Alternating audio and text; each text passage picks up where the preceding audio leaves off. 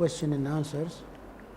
And perhaps the first question comes Arabic script, Emirates, Kuwait. How this will impact the Arabic e-content and perhaps the e-commerce as well in the near future when such domains get spread? Sure. Well, one of the benefits of having Arabic script in the root of the internet is that then if you're, say, using your word processors or your email in Arabic script, you don't have to switch to Latin character mode or English character mode to type in a domain name. So you could have entire domain names in Arabic all the way from the left to the right or the right to the left. So it lets you do your work fully in your native script. And what we've learned around the world is that when people can start working more in their native language and native scripts, you tend to see more content and community coming together. Because obviously language unites us within our cultural groups. Okay. I leave the floor for questions. Yes.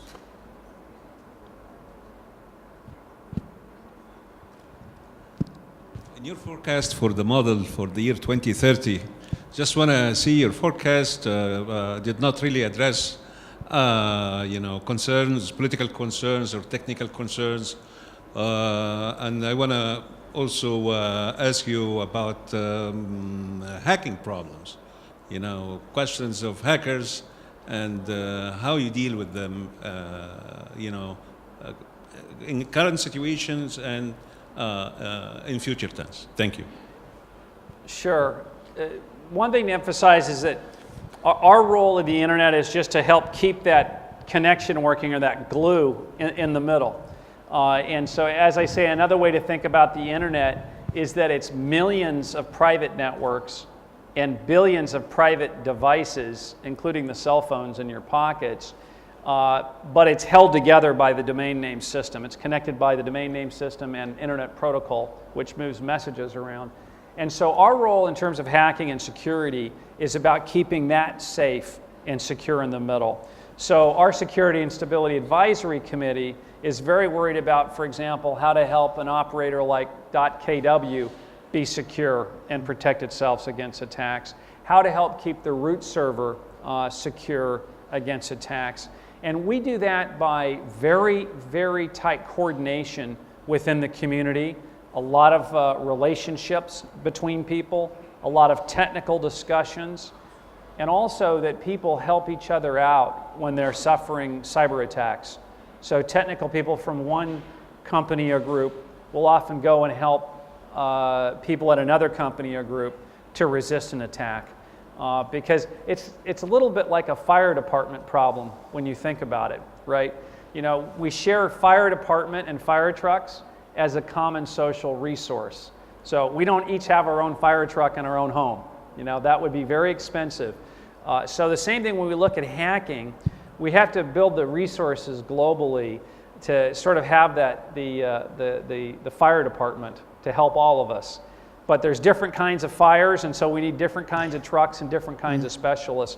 So we're a part of the global dialogue in cybersecurity, and we have a special role in the domain name system. But because we're in a unique position that we work technically with 242 countries and territories in the world. So we work with everyone from Kuwait to Germany, to India, to Christmas Island, to China, to every tiny little country or province in the world, we actually have technical operations and coordination with. So that means we're in an interesting position that when global attacks happen, we're able to help connect people around the world very quickly because of our relationships on the operating side. There is a question over there. Let me ask you, again, as the community's interest in internet increases, of course, the model will also be, has to accommodate all that. How you think this model can stand for the future increase in adding more societies and interest groups that want to participate in the policy and perhaps governance of internet. Sure.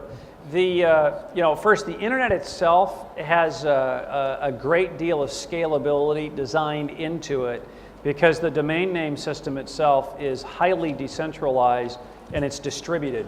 And so the load is distributed all over the world. And so there's very few single points of failure. But the internet communities tend to, our multi-stakeholder model reflects the different communities in the internet. And when different communities arise, they're able to create a new status of stakeholder group or constituency.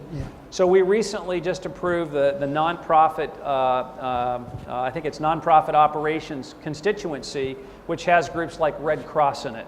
But they felt that they're big global nonprofits. They needed to have a constituency. They worked on this for a year and a half. They now have a new constituency. Another example is the ICANN overall structure has already been through 2 major evolutions in just 12 years because of change of the internet.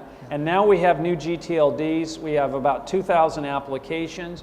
Let's say we'll have well over 1,000 new top-level domains. Those registry operators may organize in different ways and create new stakeholder groups or constituencies. So ICANN's open. So if you don't like the multi-stakeholder model, you can get engaged in it and propose evolutions.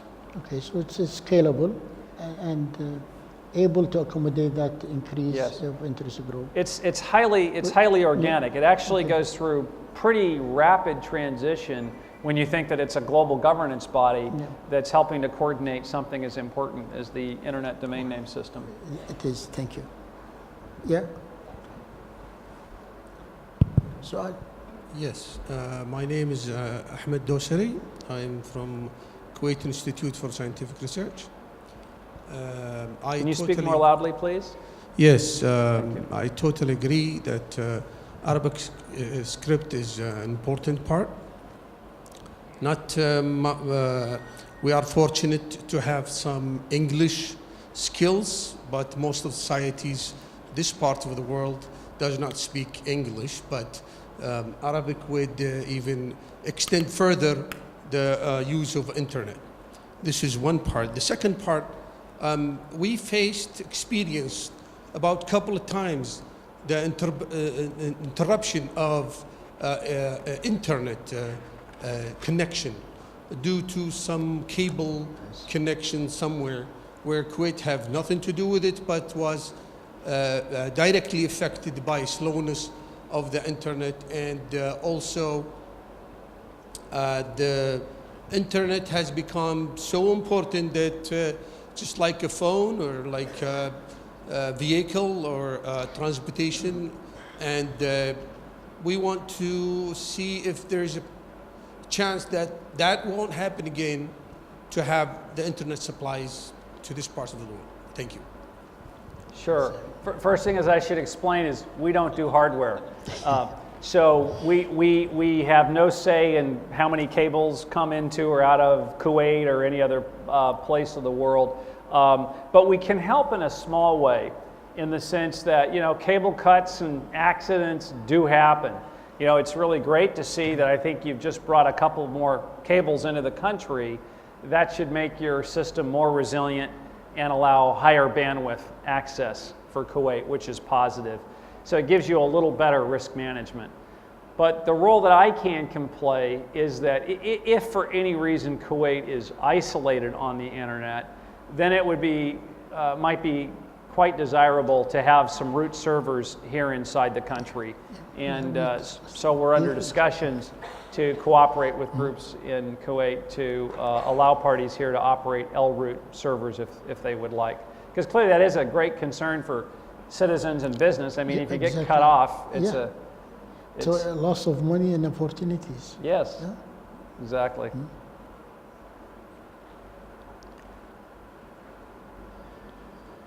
See a gentleman here in the middle looking for a microphone, and over here as well. Do we have some microphones? It's over here. Okay. Further. Rod, my name is Mohammed Magid. I have a question for you that it's not directly related to ICANN, but it's related to accessibility and openness. The trends that are going on right now with the iPhone and the Android phones and the connection between the operating system and the developer of a service on the back end. These evolutions, in the States, they're governed by regulations in the States. In Europe, there's anti-competition laws. How do you see two things? One is, how do you read the future from your perspective right now without your ICANN hat? And the other one, what kind of things can this part of the world do to influence, to maintain that openness?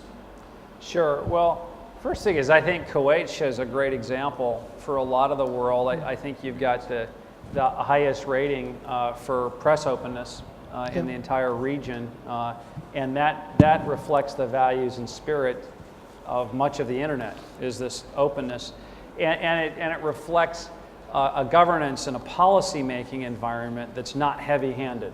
And so I think that you've got a great culture here for appropriately and carefully developing policies.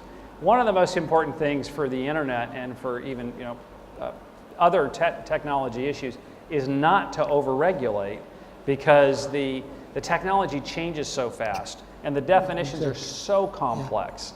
And, even the governance or the policies, will not stand, because sometimes the evolution comes so quickly that they become obsolete in no time. Yes. So look, you have all these brilliant young people in the room here, young men and women, so many talented people.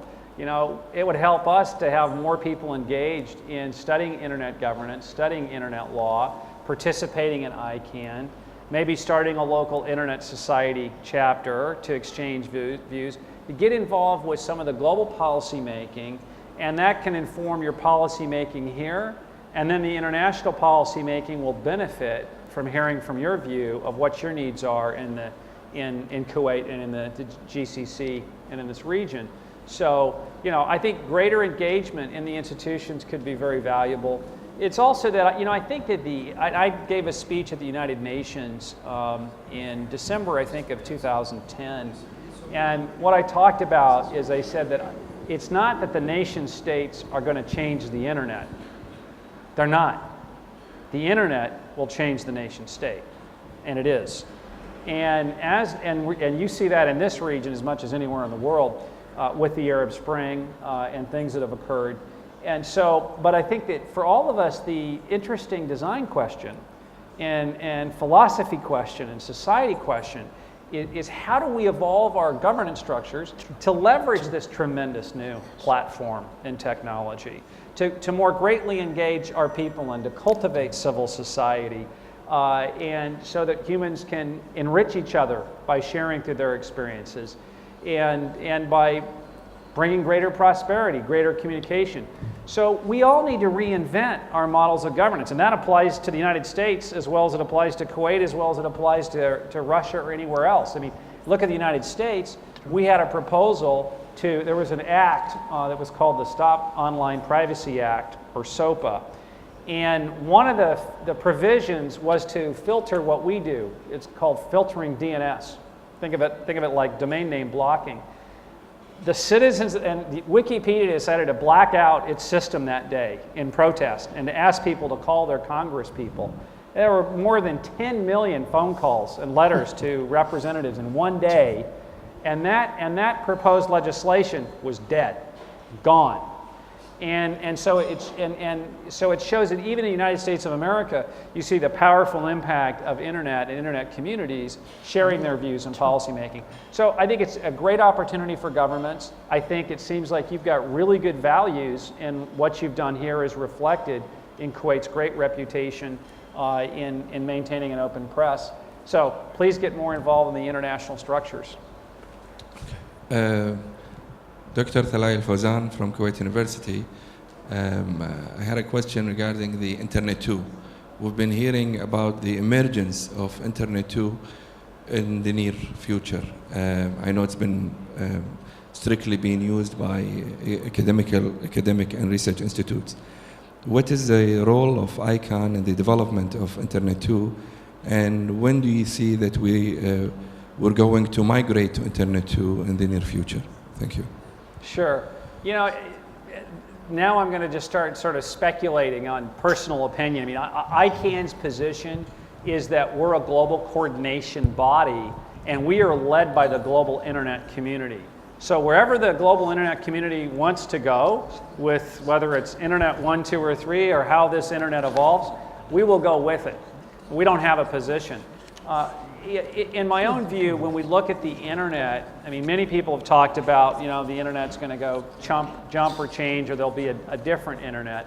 I think the reality is we all benefit from this mutual connection on one network so greatly. It creates what we call the network effect. True. We all benefit by plugging into the same network. So I think we're going to see this internet as we know it continue to evolve. In fact, I would predict that, you know, some of the young people in the room, as young as the talented 12-year-old gentleman in the front row, probably know more about technology and where it's going than we do, because of the games they play online and how they look at these platforms. So I think the internet as we know it will continue to change, and I don't know exactly what internet, you know, how we define 2 versus 3 versus 1.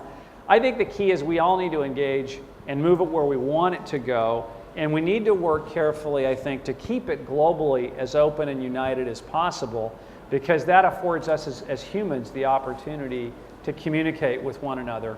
And I think that's a really, really special thing for the world. Thank you. One more question, because you are running out of time. Alaykum assalam. My name is Muhammad Ali. I'm Egyptian I'm work in Ministry of Education. I just want to know something. Your main idea is cooperation with countries. What if one country refused to cooperate with ICANN? How can you secure yourself and how can you contact with this country? This is the main part. The second part, what ICANN will make to the e-learning to something like us teachers in Ministry of Education. That's it. Thank you. Can you repeat the first one on security? I didn't quite understand that. You need to, you said that the main part in ICANN is cooperate with countries and ISPs. If any country refused to cooperate with ICANN, how the ICANN will contact with them and protect them from hacking or something? The security factor. Sure. Thank you. Thank you very much. And by the way, ICANN is a very small organization. I mean, I think we have a very interesting role in the world, but we're only 150 people. So although we have thousands of people in the community, and the real power comes from the community of people, including people like Qusay here in Kuwait, who's active in our governmental advisory committee. So our focus is on the stability of the domain name system. So that's a very specific layer that helps keep the internet connected around the world and keep it working. That's what we focus on. There's all kinds of cyber attacks on computer networks within universities or companies or governments, nonprofits. We don't get involved in that at all. I mean, those are other experts have to do that. And then with respect to your question about education, you know, I think that's what's so amazing about the internet is look at the great new applications being developed to learn foreign languages, you know, on phones, or the new curriculum online that are getting better in tools. Because think about it this way, every human in this room, you know, and our children have access to almost any information in the world. Think about our grandparents. They only had access to what they had in their newspapers or their libraries or the books that they had access to, okay, or what they learned at school. It was a tiny, tiny fraction. It wasn't 1/1,000,000th of what people have access to today.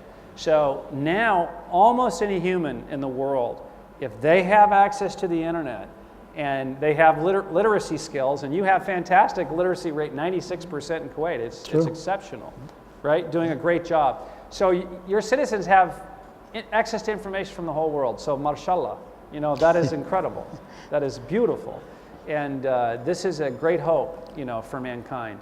So, but I think there's lots of opportunities to develop better learning techniques and applications and tools for education. Thank you. On behalf of... Here's one. Is there one? There's one? We said... Okay. Mutarq, there is a question here from Mr. Rifai al-Slaidi from Ministry of Education. The question is, what about ICANN role toward education, exactly, learning or education? Is there any role for ICANN? And thank you. I think the question is there a role for ICANN specifically in education? You know, some of the educating that we do is just about the multi-stakeholder model and what we do in internet coordination. You know, we're pretty specialized, pretty geeky. We have the technical experts, the legal experts, the policy experts. I call them, we have all these tribes, these different tribes of different experts. So we do a lot of education just by people coming to our events and being and sharing and learning with those experts. But we're not active, you know, we don't do anything in the data layer of the internet. We don't do anything in the application layer. We simply try to keep the domain name system working so that the internet is connected, you know, from Kuwait to Gibraltar to the Antarctic. So that's our limited role. We thank you very much for this insightful presentation, but Thank also you. Thank all of the you so Q&A much. I thought more revealing and very enlightening. Thank you very much. Thank you.